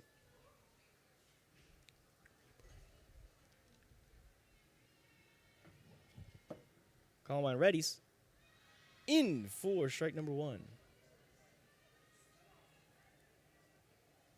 Pavlicek so far today has had 2 at-bats with 1 hit. 297 batting average on the season so far, which is down from her 300 that she had coming into this series. This is hit over to Baltzel. Great snag off the turf. And a quick throw over to first for out number 2. This is also kind of an uncharacteristically quiet game for Concordia as well. I mean, we've harped on the Trinity offense so much coming into this one, but also Concordia as well. They're averaging just shy of 6 runs per game. Also averaging a bit over 8 hits per game. Right now they are well behind on both of those totals. So this is a bunt laid down by Everett. The throw over is not going to be in time. The speedy second base able to leg that one out and put a runner on with a 2-out situation.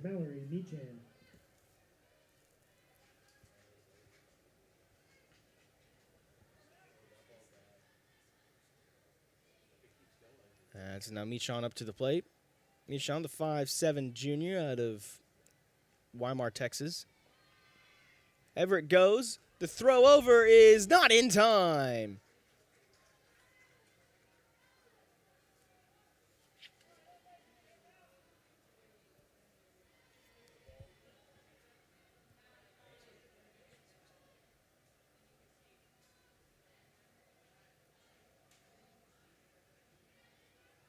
So that's going to be another stolen base on the season for Everett. She picks up her 5th now. Michon tried to lay down the bunt. Just missed it.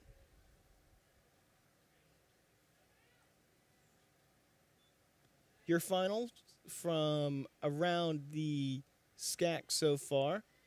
McMurray defeats Dallas 7-4, while TLU currently leads against Austin College. It is now 9-4 in the top of the 7th. TLU hoping to extend their lead just a little bit. St. Thomas finished off a run rule assisted 12-0 victory in 5 innings of work, while Centenary takes care of business. They win the series against Southwestern 5-1.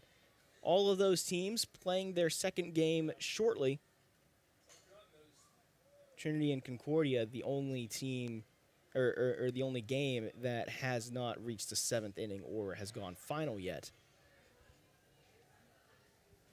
So a long afternoon in store for both of these squads. Some long at-bats have made this a very long one. It's Michon at the plate.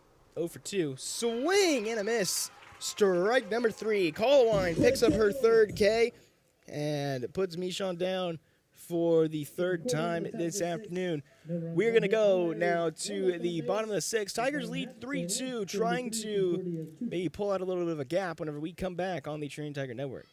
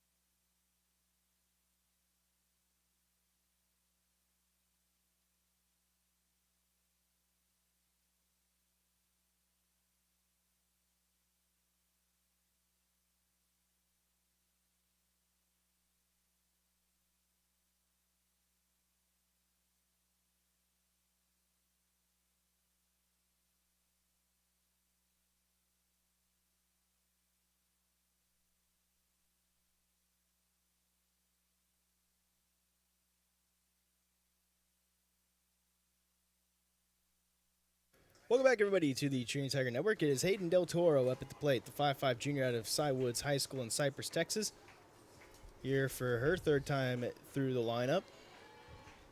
0 for 2 so far. She's grounded out in both of her plate appearances to start this afternoon off. And she finds herself down 0-1 in the count at the moment. That one misses outside, ball 1, so count is back to even.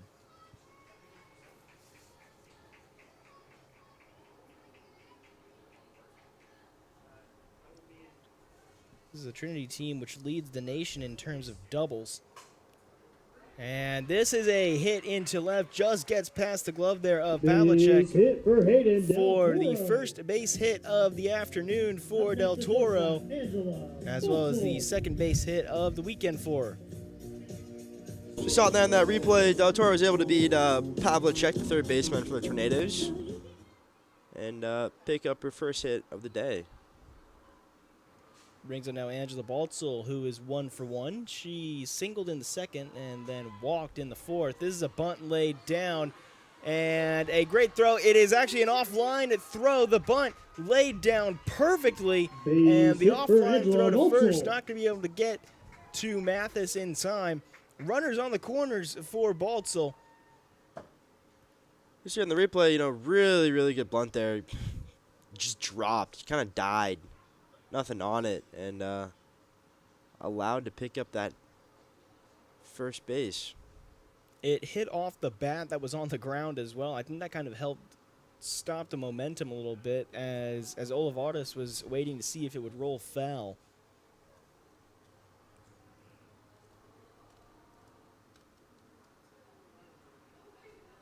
And now we're going to get some conversation with the umpires and Coach Staten.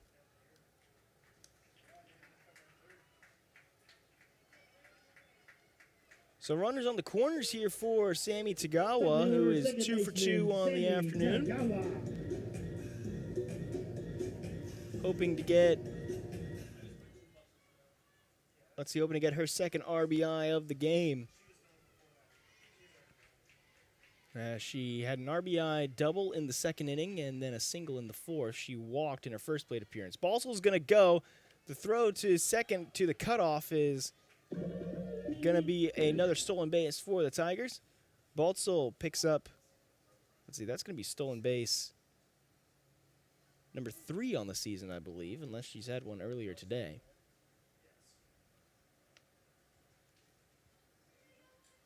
She did have one last night, so that would be stolen base Number 4 on the season for her. Tigers have definitely been very efficient with stolen bases this season. That's coming in this series. They've had 56 as a team. Averaging 2 1/3 per game. They are a very fast squad. 1-1. Misses, going to be ball 2. This is a Trinity team which, against Rochester in particular, they did really great in game number 1. Obviously a win for the Tigers in a run rule. That was a 9-1 final score. This one hit into left. It's going to drop. Del Toro coming home. She is going to slide in safe as Tagawa gets another RBI on the afternoon and makes it a 4-2 lead for the Tigers.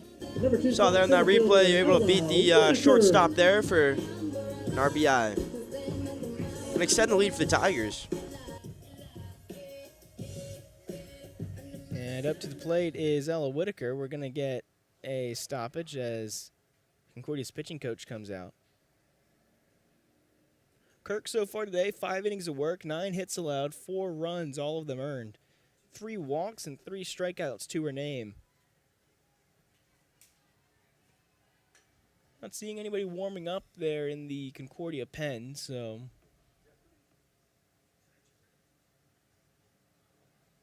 this isn't going to be the end of the day for her. Just talking, kind of working to calm her down a bit. Whitaker so far today is 1 for 2. She struck out in the first and then had an RBI single in the fourth. That was an RBI single which brought Trinity their which brought Trinity their lead, as it was a 2-2 game before that point.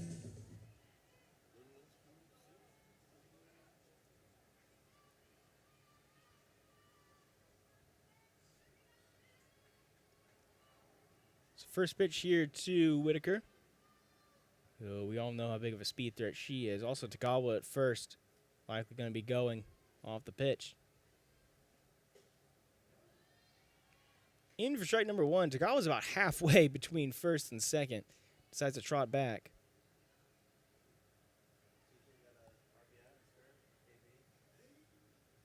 Everett trying to maybe get into the base path a little bit. Whitaker lays down the bunt. They aren't going to be able to get the throw over to first.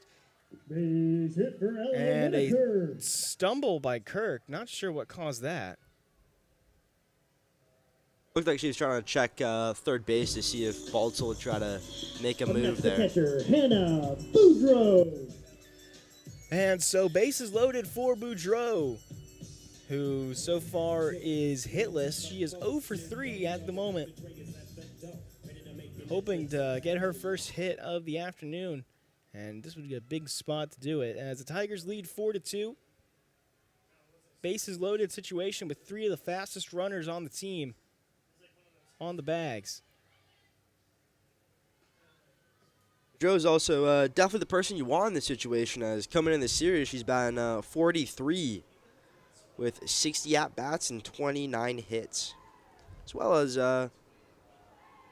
2 home runs.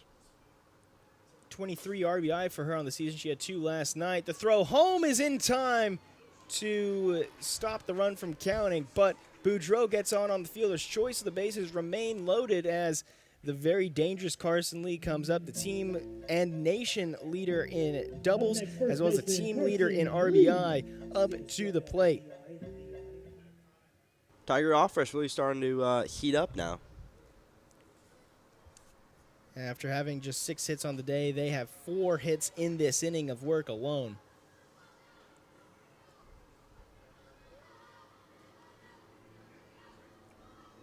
It's a 4-2 lead for the Tigers. As Lee down 0-1 at the moment, Kirk, who's been in for the entire game so far, 116 pitches. This is her 118th. In for strike number 2.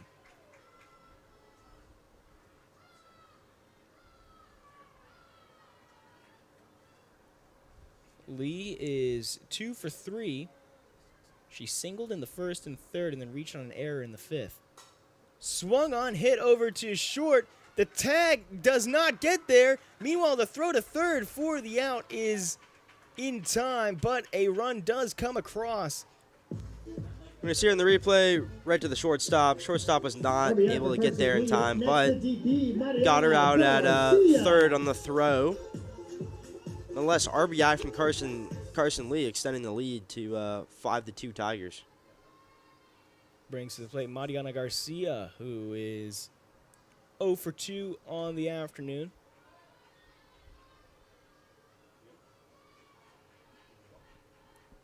Boudreau on second. Lee on first.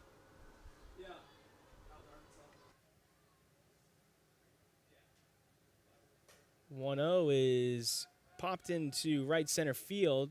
Under it is Michon for out number 3. So the Tigers scored 2, the first time that a team has scored 2 in a single inning in this one.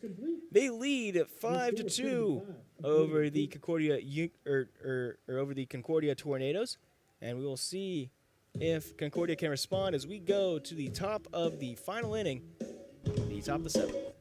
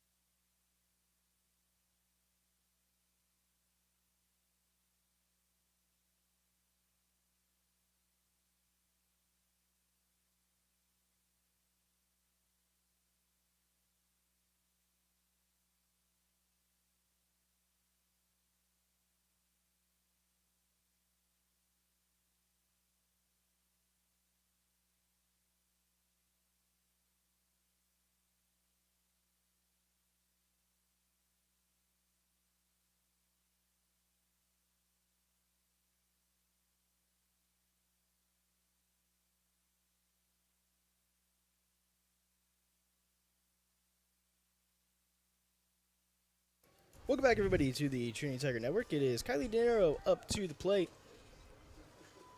De Niro so far this afternoon, she is 0 for 2. Struck out, walked, and then grounded out in the first, second, and fourth, respectively.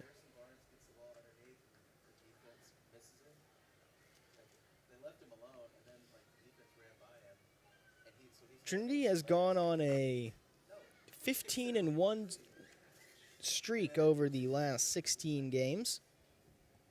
They are perfect 10-0 in conference during that stretch.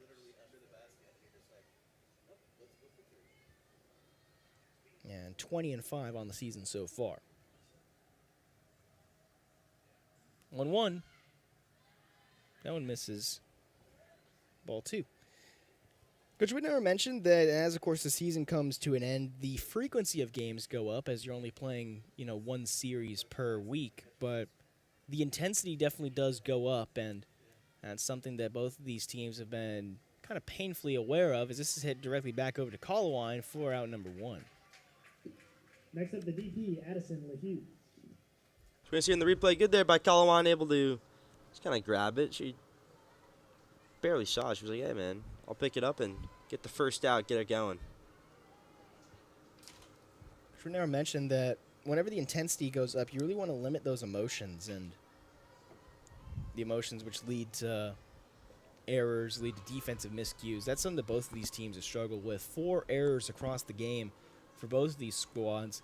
3 errors for the Tigers, 1 for the Tornadoes. In addition to that, pitching has had some issues as well, as Trinity has had 1 wild pitch, Concordia with 3.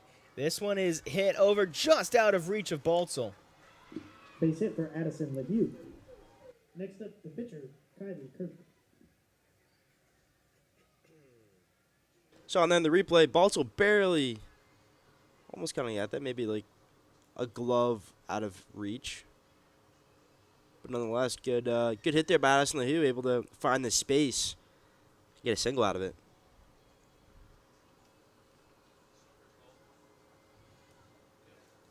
As we're going to get a pinch runner for Concordia. It's going to be number 24, Grace Coleman, coming in. Coleman, the center fielder, the senior out of Klein, Texas, and the transfer out of Odessa College, Pinch running number is 24, not Grace in the Coleman. batting order for Concordia, but is in the field. So up to the plate, Kylie Kirk, the 5'7" sophomore out of Liberty Hill, Texas, playing pitcher here this afternoon. Kirk so far today, 1 for 3. And Kirk was the name that was circled on this Trinity scouting report. Leads the team in almost every single offensive category, and he's a great pitcher as well. Something that Trinity is definitely looking out for. Going fouled off. There have been a lot of foul balls today for both teams so far. A lot of long at-bats as well, especially for the Tigers.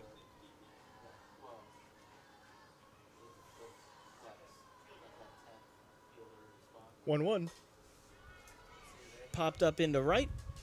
Not going to be able to make a play on it as the wind carries it foul. Wind is blowing directly in now, as opposed to last weekend whenever it was blowing out.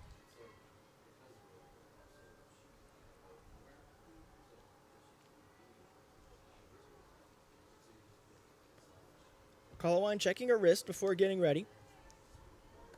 Kirk trying to get her second hit of the day.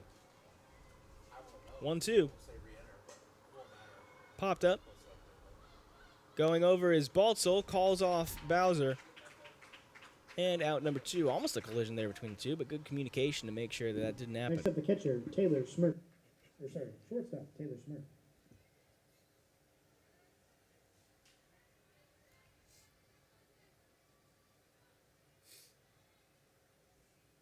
Spartan here is going to look to try to keep the inning going and keep the game alive here for the Tornadoes. Swung, hit out to right. RC unable to get there in time. Olivares on deck. And in a 2-out situation, Concordia, who is 2 for 9 in 2-out counts, or in 2-out situations this game, hoping to turn their fortunes around a little bit. 0-1, just misses outside.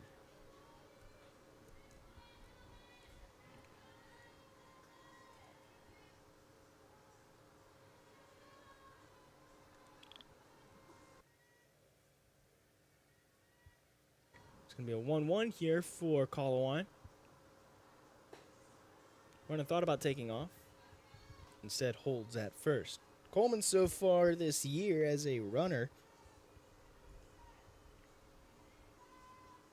7 runs and 7 stolen bases.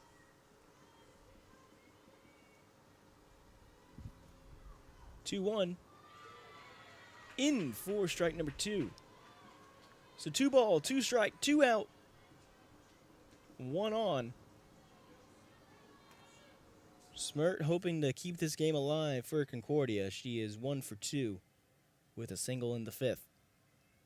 The delivery hit directly back over to Colowine. The throw over to first is in time, and Trinity takes game number 2 of the series. They take the series overall as they are secured at least or at least a series victory. They win it 5-2 here from San Antonio. Andrew, what did we see out of that one? Well, I saw a Concordia team that was battling. Really had a lot of really good big defensive plays, and did pretty decent with the bat overall, but definitely better than last night's game, as it was only 5-2 Tigers versus the 11-2 victory that Trinity had over Concordia.